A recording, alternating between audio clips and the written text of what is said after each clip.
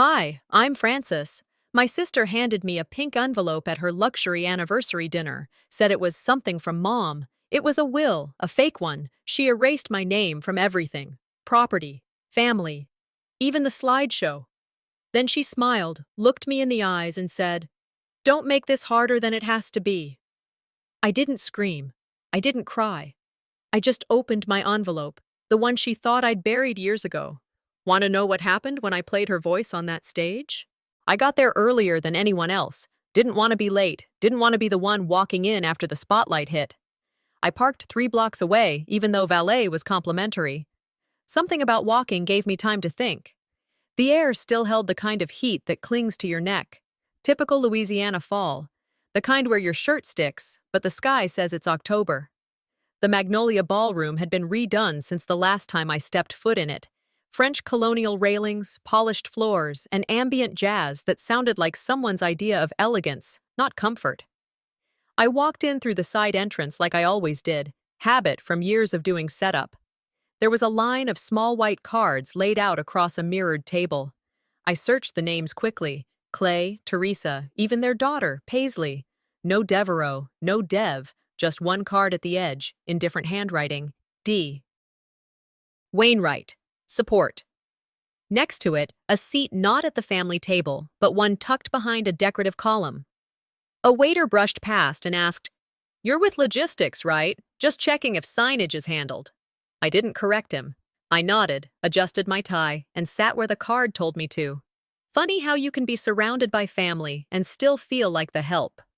They started arriving 15 minutes later. Teresa wore an emerald green silk dress with sleeves too dramatic for southern humidity, but perfect for a photo op.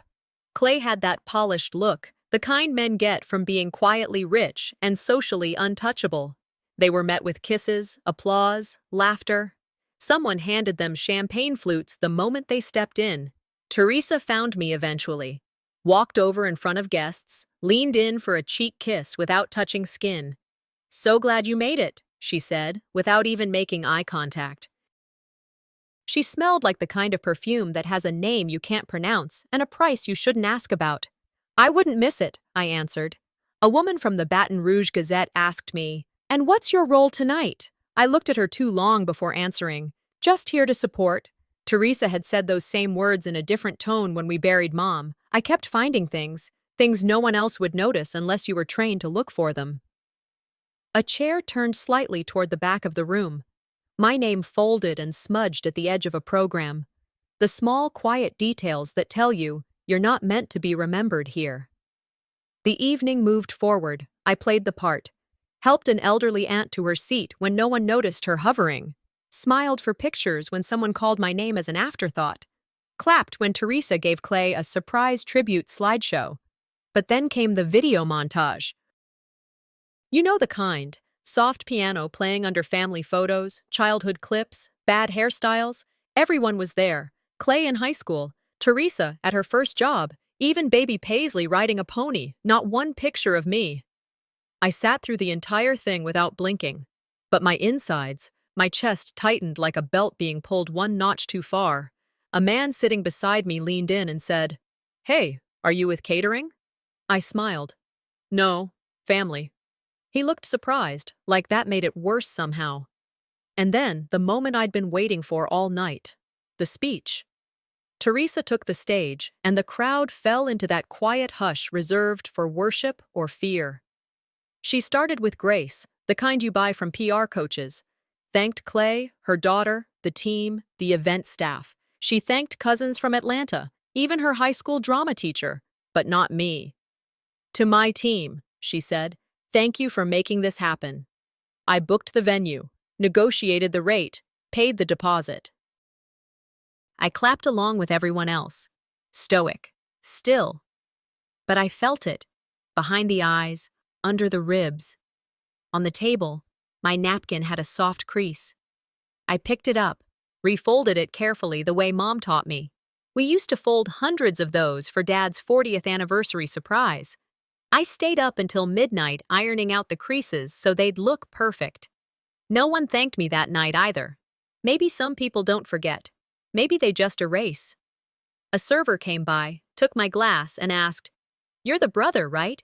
Why weren't you up there?" I said, "They forgot. Happens sometimes." He blinked, waited for more. I gave him nothing. I folded the napkin again, smoothed the corners, placed it in my lap. That was the moment I knew. This night wasn't about family.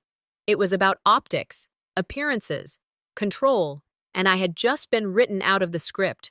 I didn't take my shoes off when I came in that night, didn't bother with the lights either. I sat in the same spot by the window until the sun showed up like it always does, without permission.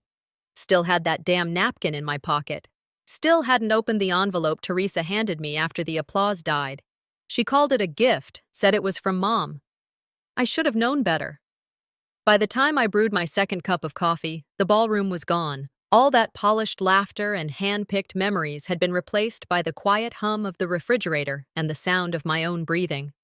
I stared at the envelope for longer than I care to admit. Pale pink, embossed edges, the kind you use for weddings or graduations, not family betrayal. I broke the seal and slid the contents out. Inside was a document that looked like it belonged in a luxury real estate packet. Cream-colored paper, gold trimming, Teresa's monogram in the corner. The title read, "Revised Will and Testament of Maribel Wainwright." Not a copy, a branded production. I read through the lines, and then I read them again. Every asset, every property, every account, all to Teresa. A single line at the bottom. "To my beloved son, Devereaux. Gratitude for his kindness and years of care." No land, no stake, just gratitude. Attached to the will was a typed letter from Teresa. Mom wanted things clear. She just couldn't say them out loud. "I know you understand. Love, always." I sat back in my chair. So that's how it ends. When someone takes everything and calls it kindness. I remembered the night Mom handed me her original handwritten draft. I helped her write it after her second hospital stay, sitting on the edge of her bed while she gripped her teacup like it was anchoring her to earth. I remembered her voice, not weak, precise.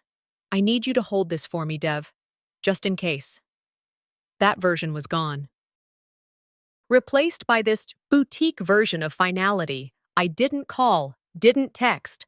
I just folded the envelope back neatly, like I was taught to do with linens, and placed it on the table. Then I opened my laptop and pulled up old emails, bank statements, any legal mention of changes to the estate. Nothing. Then I saw it. An email from 3 weeks ago. From Teresa. Subject: Updated file, FYI. I'd missed it. Opened it now. Same will, same wording, same silence. I called the lawyer's office. Got the receptionist. Told her my name.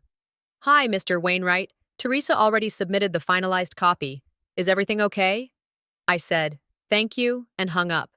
Then I opened a blank page in my notebook and wrote 4 words. Find the original will. I don't know why I needed it in writing. Maybe to make it real. That afternoon, I took a drive to the old house. Mom's house. Ours now, technically. Still had the spare key.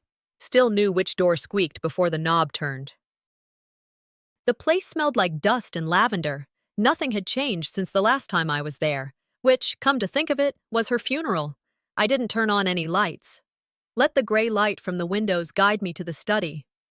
The filing cabinet was there, same as always, but the drawers were empty. Every folder, every plastic sleeve, gone. Except one thing. A post-it note, stuck to the inside wall. "Trust me." That was her handwriting, sharp cursive with a stubborn curve on the T. I stood there for a while, just breathing. On the bookshelf nearby, wedged between a photo album and an old lamp, was a small frame I hadn't noticed before. It held a photo of me and her birthday 2 years ago, the one Teresa skipped. I remembered the chocolate cake. I remembered Mom humming to herself while lighting the candles. I took the photo, not because it was evidence, but because I needed a reminder. I was there. That night, I texted Teresa. "Got your envelope?" "Can we talk?" No answer. An hour later, I got an email. Fenton Anniversary Dinner, a legacy celebration. My name was on the guest list, under Event Logistics Support. I didn't respond, but I did click Save to Calendar. The next day, I didn't go to work, didn't check my phone. I grabbed my keys and drove. No plan, no playlist, just me and that hum that sits inside you when something's not right.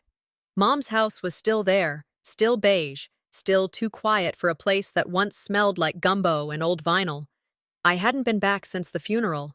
Not really. I'd stood outside a few times. That was it. The grass had grown up around the porch. Dead leaves were everywhere. I had to jiggle the brass key like always, like it was checking if I still belonged. The door creaked open. The air hit me like a whisper. Lavender oil. Lemon polish. It still smelled like her. Inside, it looked the same, and yet, not. White sheets over furniture. Silence layered over memories. The kind of quiet that didn't come from peace, but from people staying away too long. I walked down the hallway, into the study. Her desk was exactly as she left it, minus the little things. Her favorite pen. The picture frame with both of us, gone. I stood in front of the filing cabinet, same one I helped her move in 20 years ago, pulled the top drawer. Empty. All of it. Gone. Except for a single yellow post-it stuck to the back wall inside. Trust him. That was her handwriting. Sharp slant, confident strokes. I stood there, hand resting on the edge of the drawer, letting that note settle into me. Not because it was proof, but because it was her voice. Still trying to speak. Then I remembered. The false bottom. Reached under, found the tiny lip of plastic, and lifted. There it was, a manila folder, old and bent at the corners. Original copy scribbled in her handwriting. Inside, the will I helped her write 6 months before the hospital, before everything turned formal and pink. Dev Wainwright and Teresa Wainwright, co-beneficiaries. It was all there. The language was simple, legal, but not cold. She meant it to be fair. And in the back of the folder, sealed with a red tab, was another envelope. Private, Eldon only. I held that folder in my hands like it might vanish. I didn't cry. I didn't smile. I just breathed. The kind of breath that says, you were right not to trust them. Driving back into town, I took the long route, down Jefferson Highway, past my old high school. That's when I saw her. Miss Velma Robichaux. She was out front, same as always, trimming those rose bushes no one else touched. I pulled into the lot, turned off the engine, stepped out. She looked up, squinted. Well, look what the wind carried in, she said. I smiled, walked over. We talked. About Mom, about time, about how the grass still didn't grow under that big oak. She used to sit right there. Velma pointed to the bench, said it helped her breathe again. I told her about the envelope, about the new will, about the old one. She nodded, then reached for my hand. Your mama told me one thing before she passed, she said. She said, Dev's the only one I trust with my name. You know why? Because he never asked for it. I held the folder tighter. This wasn't just paperwork. It was her voice, still fighting through mine. Back in the car, I placed the folder in the passenger seat, laid it down carefully like you would something living. And then came the flashes, like old film reels spinning in my chest. Me bringing her tea at 2 a.m. because the pain meds wore off too soon. Her asking, soft as smoke, would you handle things? If something happens? Me shaking my head. Shouldn't you ask Teresa? Her smile. I already did. That smile stayed with me the whole drive home. They didn't just erase me. They erased her, too. I scanned the will that evening, took photos, saved them on a thumb drive, then locked the original in my home safe. I opened my email, typed out a message to Eldon Cresswell. Subject, need to meet. But I didn't send it. I just sat there, staring at that little blue button. My finger hovered over it. And then I said, aloud this time to no one, maybe I don't need to fight to prove anything. Maybe I just need to show up when they least expect it. They scheduled a planning call for Wednesday. Mid-morning. I didn't want to go, but I logged in anyway. The screen flickered, faces filled the grid. Teresa took the lead, naturally. Clay was 2 squares down, muted and barely looking at the camera. A cousin from Atlanta started walking through budget projections like this was a corporate retreat and not a family milestone. I waited, listened, jotted a few notes. When the conversation turned to table arrangements, I spoke up. Just a simple clarification about the seating plan at Magnolia. But no one responded. I checked my mic, still on. I spoke again. Still nothing. Then Teresa glanced at the screen and smiled. We'll circle back to Dev's point later. She never did. I typed in the chat box. Just want to confirm the vendor timelines. I already submitted them. No reply, not even a thumbs up. After 40 minutes, my screen froze. Or maybe they froze me. Either way, no one mentioned it. They just kept talking. As if I wasn't there at all. I left the call quietly, closed my laptop, sat back in my chair. They'd rather talk around me than to me. That afternoon, I drove to Teresa's place to drop off a box of old photo frames. Stuff from Mom's attic, mostly dusty things no one had asked for, but I figured they might want to sort through. Teresa wasn't home. Paisley answered the door, barefoot, hair still damp from a shower. "Hey, Uncle Dev," she chirped, holding the door open wide. "Your mom around?" I asked, stepping inside. "Nope, she went to get her nails done. You can leave it on the counter." Cartoons played softly from the living room. I set the box down next to a bowl of clementines and turned to say goodbye. Paisley, still glued to the screen, said it like she was commenting on the weather. "Mom said you don't need money because you're always trying to prove something anyway." My hand froze mid-air. She kept watching TV, swinging her legs under the blanket. Then she added, "Are you mad you're not in the will?" I smiled, not because I wanted to, but because, what else do you do when a child delivers the bullet for someone else?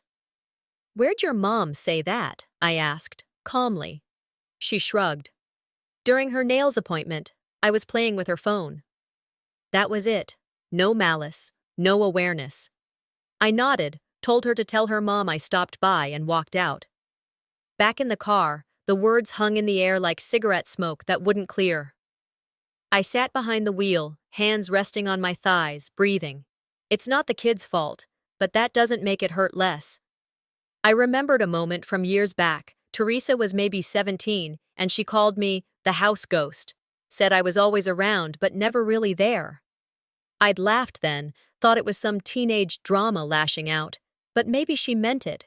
Maybe she never stopped meaning it. "Do they even know how much I did for her?" I whispered, not expecting an answer. That night, I sat at my desk, opened a blank message addressed to Teresa. The words poured out. I wrote, "I heard what your daughter said today. You're not even trying to hide your contempt anymore." I stopped there. I stared at it, reread it, then hit delete. She wanted a reaction. That's always been her trick. Pull the pin, hand you the grenade, watch you explode. Instead, I pulled open my drawer and took out the receipts, actual receipts, for the home care aides, the groceries, the legal consultations. I started a file, labeled it estate involvement. Not for revenge, for the record. Let them think I'm quiet. Silence sharpens the knife. I pulled a frame from the box I'd left in my car, me and Teresa as kids, standing outside the courthouse downtown, the day our parents signed the first will. In the background, Mom stood with her hand on my shoulder. I flipped the photo over. A sticky note on the back, faded but legible. "One day, this will all make sense." Mom. I placed it on my bookshelf, not because I missed her, because I needed to remember she saw me. Even when Teresa tried to make sure no one else did, you don't always have to raise your voice to reclaim your place. The morning came late, not by the clock, but in me. I was awake, sure, but I wasn't really in my body. I moved like someone acting out a part in a life they hadn't auditioned for. The folder sat on the table, right where I left it. I stared at it over a half-eaten piece of toast and cold coffee. I opened my laptop, pulled up Eldon's contact, and started writing the email. Then I stopped, backspaced, typed again, then deleted the whole damn thing. What was the point? Stir up a mess just to be called bitter? Look like the sad sibling who couldn't let go? Maybe Teresa was right. Maybe I wasn't meant to be part of this legacy. Maybe it was never written for someone like me. I walked to the safe, opened it, picked up the folder, held it. Then, for a brief second, I almost placed it back in. Almost. But then something caught my eye on my phone. A news article. There she was, Teresa, smiling at a ribbon-cutting ceremony. Captioned, Fenton Legacy, a family that gives back. I didn't finish the article. I just closed the app and turned the phone face down. I wasn't born to be part of this narrative. I was always the footnote, never the chapter. Around noon, the phone rang again. I didn't recognize the number at first. I almost let it go to voicemail, but something told me to answer. Dev, the voice said. Calm, measured. Eldon. I recognize the handwriting, he said. Your mother wrote me a similar note. He meant the envelope, the one labeled private, Eldon only. She trusted you, he continued. She told me, Dev is the only one who wouldn't take from me when I had nothing left. That meant something to her. I didn't say anything for a second. Then quietly, I'm not trying to take anything. I just don't want her name misused. Eldon was silent. Then he said, Let me know when you're ready. We hung up. I put the phone down and got up. Walked. No direction. No plan. Ended up downtown, past the courthouse, through the shaded streets of older neighborhoods, until I landed near a little cafe with outdoor seating. That's when I saw her. Teresa. Brunching with a group of well-dressed women, a couple of media faces, one of the city council ladies. Her voice floated across the sidewalk like a breeze you don't want to feel. Mom was clear about what she wanted, she said, laughing softly. Dev always supported it. I stood still, watched her sip her mimosa like she wasn't rewriting history in real time. She was painting me as agreeable, as complicit, as irrelevant, and I realized, if I stayed quiet, that version of me would be the one they believed. I didn't walk over, didn't make a scene. Instead, I took out my notepad. I started writing, dates, events, what I paid for, where I was, not revenge, just the truth. Sometimes the truth is sharper when it's clean. On the walk home, I thought about Mom again. That final week. That final conversation. She was in bed, hand trembling, voice even. If you ever have to choose between being seen and being right, she said, be still and let the truth arrive first. I asked, what if it never does? She smiled. Then you didn't waste your life chasing noise. That stayed with me, even now. Back at the apartment, I opened the folder again, read through the will, read the note, reread Eldon's words I'd scribbled on a note card. She trusted me, not for the spotlight, for the anchor. This wasn't about money. It was about protecting the last thing she said, the last version of her that hadn't been edited by others. I scanned the will, saved a digital copy on an encrypted drive, named the file Integrity. I didn't send it to anyone, not yet. I laid it next to the pink envelope Teresa had gifted me, the contrast of truth and theater sitting side by side. Then I picked up my pen and wrote one line in my notebook. People erase you by assuming you'll never speak. I think I will. Thursday night, 2 days before the dinner, I opened my laptop to finalize the timeline for the event. That's when it landed. An email. Not meant for me. It was a reply thread. Someone had hit reply all without checking the list. The kind of mistake people don't realize they made until it's too late. The sender? One of Teresa's assistants. The message? We've confirmed signage, photo backdrops, and front row placement for Mrs. Fenton and VIP guests. Just need to make sure everything is under her name before Saturday. Dev won't do anything. He never does. No hesitation. No mask. Just straight-up strategy, like I was a placeholder to be worked around. Further down, I caught this gem. I've already spoken to Marie at the firm to delay any callbacks. Said there was an account freeze. Should buy us time. Us. I didn't reply. I didn't forward it. I saved it. Labeled the thread. Contingency. The screen glowed in the dark like a warning. A few minutes later, I pulled out the small recorder I had placed under the flower cart on Sunday. A gamble, a gut instinct. I pressed play. Teresa's voice came through, clear and sharp. Dev is sweet, but he doesn't have the backbone. He folds. Always has. Pause. The legacy needs a face that knows what to do with a stage, not a storage room. Laughter followed. Quiet but real. Then another voice. Mail? Clay? He'll thank you later, T. I paused the recording, not because I was shocked, but because I'd heard enough. This wasn't just family politics anymore. It was narrative control, identity theft, scrubbed clean and rebranded. Back at my desk, I printed out the email thread, then the transcript from the recorder. I slid both into a folder and labeled it Event Day. I played the recording again, just once. This time, I listened to her tone more than her words, how her voice dropped an octave when she felt in charge, how the room got quieter, like they were waiting for a verdict, how no one pushed back, how silence, when it serves power, sounds like agreement. I didn't text her. I didn't warn her. I didn't ask why. Instead, I practiced what I might say, if forced. You don't light a match to scare the room. You light it when you're ready to walk through fire. I sat in front of the mirror that night, not for vanity, for focus. I looked myself dead in the eyes and practiced staying still. No shaking, no blinking, no flare of the jaw. I laid out the pink envelope she gave me, the one wrapped in ribbon and lies. Next to it, I placed my folder, plain black, no branding, no fanfare. Inside, the truth. Beside both, I unfolded my napkin, the one Mom stitched with my initials. 3 pieces on a table: performance, truth, memory. I zipped the folder into my laptop bag. The recorder went into the side pocket. The napkin folded into the inside lining. As I stood, I said to the room, quietly, "You think I won't show up? That's what will undo you." The next morning, I got a text from Clay. "Hey, can you help set up early on Saturday? Teresa said you'd handle signage. No please, no context, just a directive. Like always." I stared at the message, didn't reply. Instead, I opened a new one, typed 4 words. "You might want to attend." Then added, "Front row." Sent it to Eldon. That night, for the first time in weeks, I slept. Not because everything was fixed, but because I had finally stopped asking for permission to show up.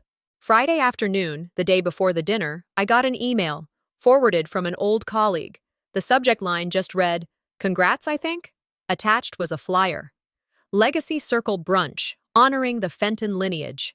The names listed were familiar: Teresa, Clay, Paisley, even that cousin from Seattle who hadn't visited in years. Mine? Nowhere to be found. But that wasn't what hit the hardest. It was the venue, a building I'd helped save 15 years ago, fought tooth and nail to keep from being torn down. I led the restoration campaign. My name was engraved in the original donor plaque. And yet, in this event, I didn't exist. I called the event manager, asked as calmly as I could why I wasn't included. "We only listed the names Teresa provided," she said. Like that was supposed to explain it. I didn't argue, just said, "Thank you for your time," and hung up. That same evening, I dropped by Teresa's house to deliver the custom name plaques for the gala. The front door was open, voices echoing down the hallway, the smell of scented candles trailing out like perfume with a motive. Inside, the walls were lined with new family photos. I'd seen most of them online, but one caught my eye. It was from the picnic I couldn't attend last month. Originally, I was in the photo, standing behind Teresa, hand on Paisley's shoulder. It had been posted on Facebook by another cousin. But here, hanging on the wall in a glossy frame, I was gone. Photoshopped out, as if I'd never been there at all. Teresa appeared from the kitchen, holding a wine glass, barefoot like she didn't have a care in the world. She saw me looking. "We thought it looked more balanced this way," she said, with that practiced smile she used when she wanted to look kind while cutting you down. I nodded. "Sure, I wouldn't want to throw off the symmetry." The next 5 minutes were cordial, fake, but the damage had already been done. On the drive home, I didn't listen to music. I just sat in silence, letting that tight knot in my stomach turn from ache to steel. They weren't just cutting me out of photos. They were cutting me out of the family narrative, on paper, in pictures, and now, in people's memories. I remembered what Mom used to say. "Photos lie all the time, but your story doesn't need editing." I looked up just in time to pass a billboard. There she was, Teresa. 20 years of legacy, one vision. I pulled over, parked, stared, and smiled. Not because I was amused, but because I finally saw it for what it was. This wasn't a fight over inheritance. This was a slow, calculated erasure, and they thought I was going to let it happen quietly. In the car, I recorded a voice memo. They gave me a front row seat to my own erasure. Now they'll get to watch what I built in silence. That night, I printed everything. Emails, screenshots, photos. Side-by-sides of the edited picnic shot and the original, I slipped them into a black binder and wrote across the front in permanent marker, "Receipts, not for sale." I placed it next to the folder from Mom. Then I made a decision. No confrontation, no preview. Let her think she won. Let her talk. Let her pose. Let her drink champagne and tell the world I was just too humble to be part of it all. Because the only thing more devastating than a scream is a well-timed whisper. Right before I turned in for the night, I got a text from Clay. "Hey, can you help set up early on Saturday? Teresa said you'd handle signage." I stared at the message, typed, "Happy to help. I know where everything goes." No sarcasm, no exclamation point, just facts. Then I opened my notebook and wrote, "When you let someone place you, they can erase you. That ends tomorrow." Saturday evening, I arrived early. Didn't need to. No one had assigned me anything official, but I wanted the room quiet before it filled with noise that wasn't mine. I parked 2 blocks away, walked, let the air hit me, and the weight in my chest settle into something sharper. The Magnolia Ballroom was dressed to impress. Gold uplighting, floral arches. A jazz trio played notes I couldn't name but had heard in every overpriced dinner since 2004. A giant LED screen flashed. 20 years of Fenton legacy. Legacy, always that word. I wore charcoal. Plain tie. No boutonniere. Nothing to compete with the sparkle. Just the black folder under my arm. My engraved napkin folded inside it. Eldon was already seated at table 3. He didn't wave, just nodded.